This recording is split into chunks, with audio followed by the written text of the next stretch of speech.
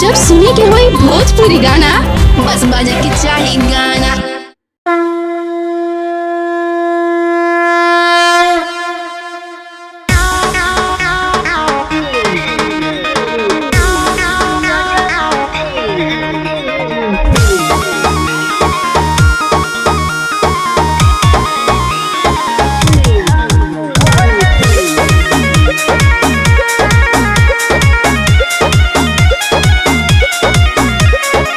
ले आईनी कांवर घूघूर लगा दो, धनिया हो अपना तू हाथ सजा दो।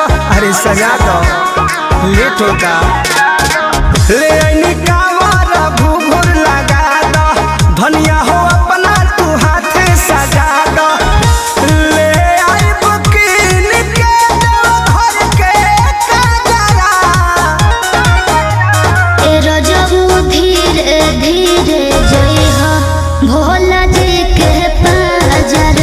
हे रजबू धीरे धीरे जइहा भोला जी के पाजर।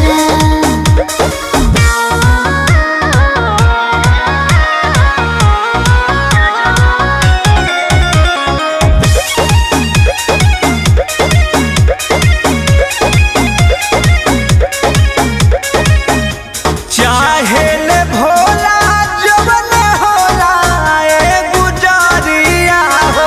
अच्छा सावन भर